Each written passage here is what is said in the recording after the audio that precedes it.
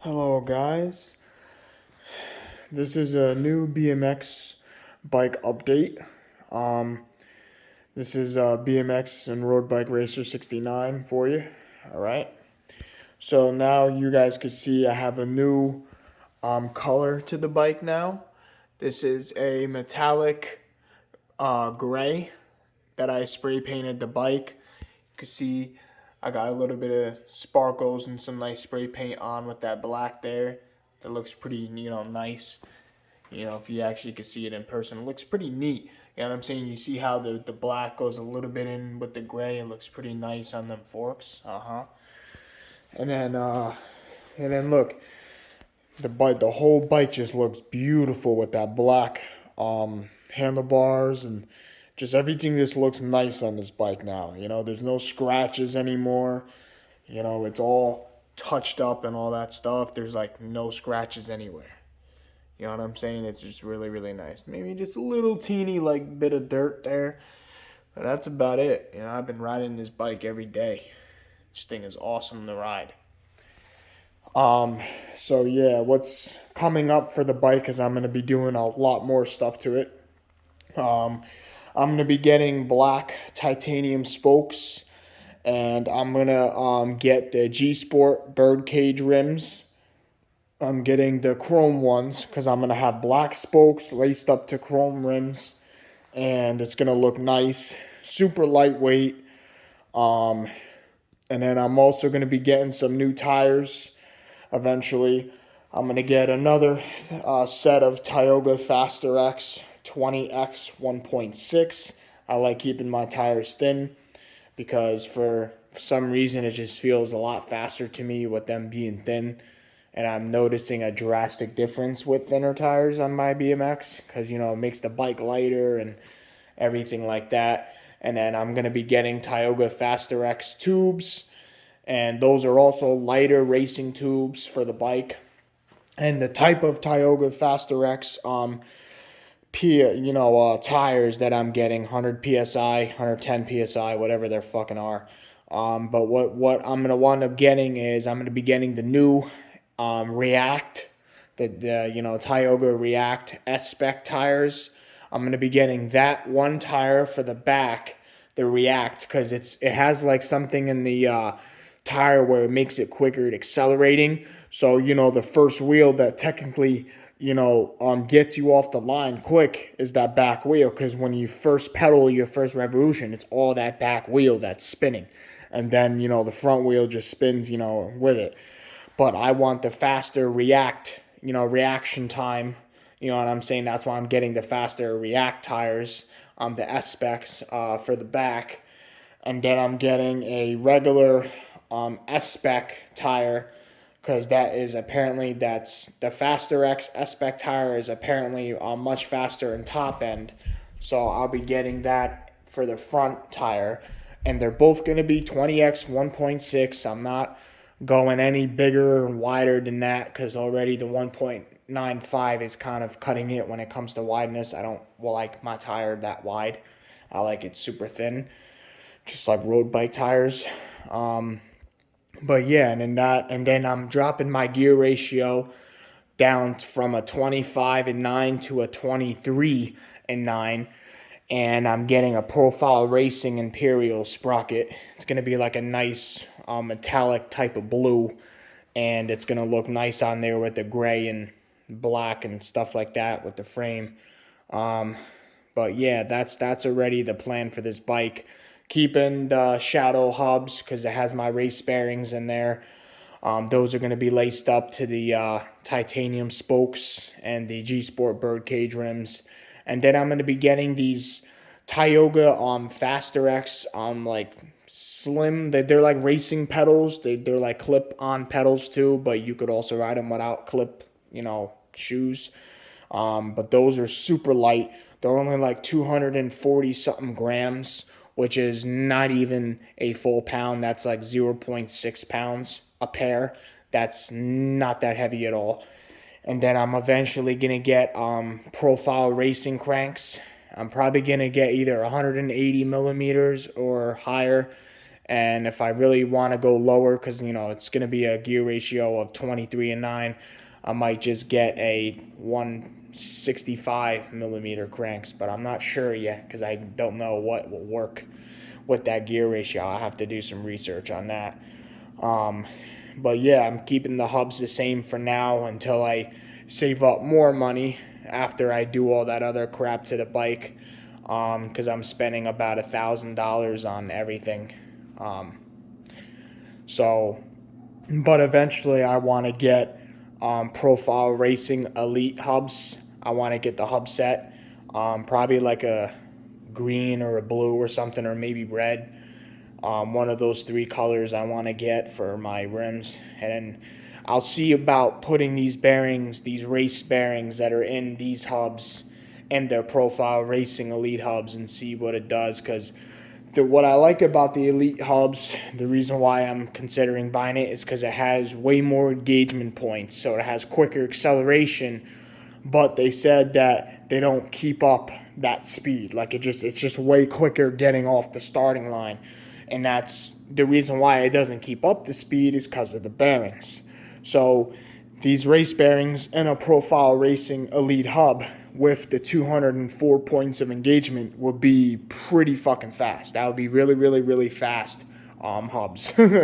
So, and that will make my bike a ton faster than what it is. I couldn't believe that this bike could even get any faster because of how fast it already is at accelerating. Like I have smoked a SE Fat Quad.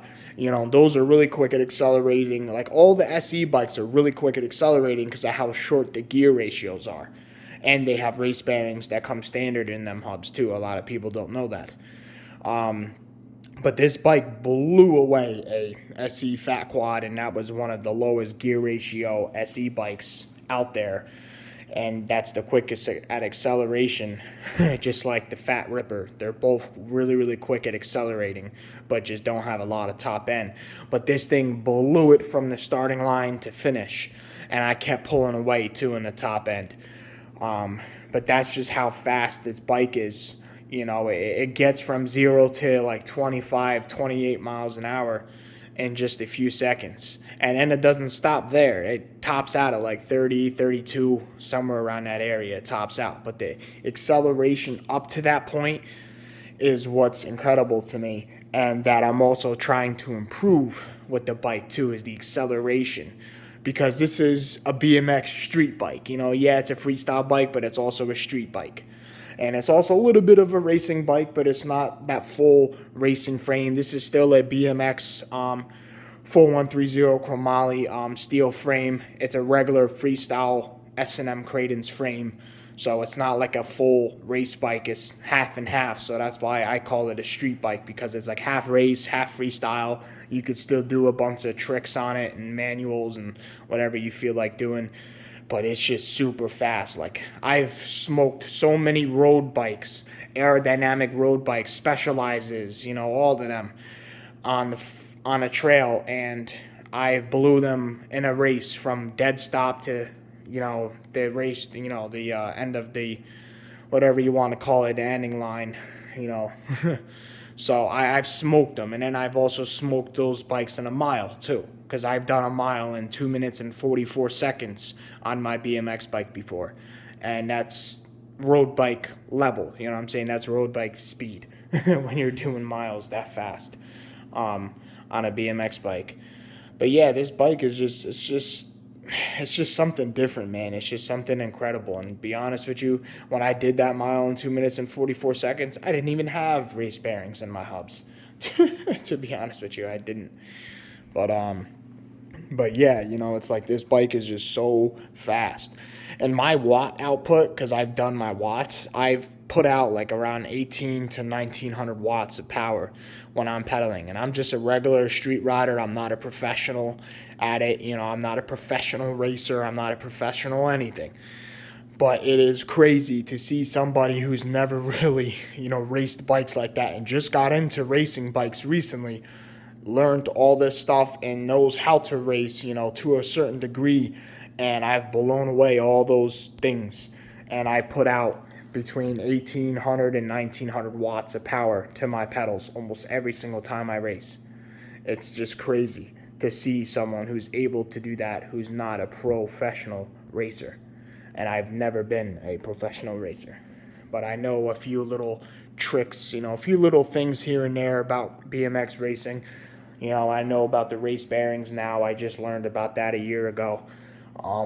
But yeah, I didn't start racing, like really, really racing, like on the streets and all that stuff with my bike until 2021. And that was only 2 years ago. And the amount of stuff that I've been able to do on these bikes in 2 years is just crazy. It's just crazy. I mean, look, I've gone already 42.3 miles an hour going downhill, and I wasn't even fully maxed out. And it wasn't even that big of a hill either. It wasn't that steep. It wasn't that big. Yes, it was long. It was like a nice long hill, but it wasn't long. Like, it wasn't as big of hills as you've seen other people ride down in their videos, Eventually, I want to get a GoPro so I could start filming my top speed runs so I could post them on YouTube for you guys. I would like to start, doing that eventually, but I got to get my financial stuff, correct and work on other things. But for now, the bike is staying like this for now until I, get my other money that I'm getting and I could buy the parts that I need and want for the bike.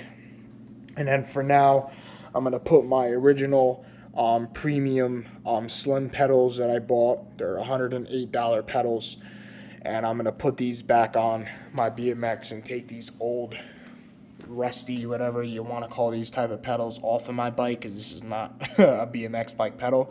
It's a road bike pedal, but I'm gonna take them off of here because they're actually pretty heavy. They're not as light as what people think. Believe it or not, the slim pedals over there are lighter than these. And I'll be able to have better balance on my bike, because when you have pedals like that are just rusty and old and just can't grip anything, you barely have grip and just don't have a lot of balance. So when you're going fast and you're sprinting on the bike and you're racing people, it makes it a lot harder to do all of that when you ride these stupid pedals. But yeah, and then too, on a regular daily basis, I keep my tire pressure. And this is what a lot of people can't believe that I do. And I do it all the time. I keep my tire pressure at around 100, between 120 and 150 PSI worth of air. I keep my tires rated at that. And I keep them and I pump them up daily, to that, amount of PSI. And that's another thing that makes my bike go so fast, is I keep the tire pressure high, like really, really high. But then whenever I want to do tricks or something or jumps, obviously I have to lower that tire pressure down to like 80 or 65 because, I don't want to blow the fucking tire because it could blow real easily when you keep the tire pressure up that high. But that's another reason why, I don't ride it, I ride it like maybe once a day, but I don't go long distances with it anymore because of how high I keep the tire pressure. And these are also racing tires. Be mindful, these are not street tires, these are racing tires. So the smallest little fraction of a rock could just pop a hole right through. I mean, look, this tire here too, this is a racing tire, bro. This still has a lot of tread too. Like, it doesn't look like it does, but trust me, it does. There's a lot of things built into these tires.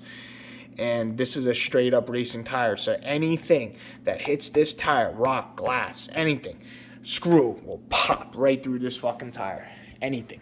Because of how high the PSI is and because they're racing tires. They're not street tires like these. These are street tires. These are professional. These are street tires. These will not, these will last way longer than those would on the street every single day going long distances too. These will last way longer because these are knobbier street tires and these are Odyssey Mike Aiken tires. And yeah, these will last a lot longer than those on the street. And then my seat is nice. I keep it low now. I don't keep it rised up anymore because I started noticing, yes, it's easier to pedal. Yes, it makes it like I could go faster, when I'm sitting down. But now when I race, I just stand up because now it's more aerodynamic when you keep it low like that. And I started finding that out.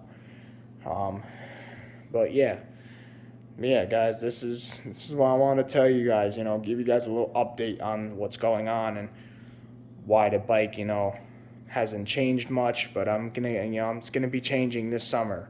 By this summer, all those new parts should be on there, and I'll be making another video. All right. Hopefully you guys like and subscribe. Do what you guys do. Just listen to everything I said, and hopefully you guys got a good introduction on this bike. Have a good one. Peace.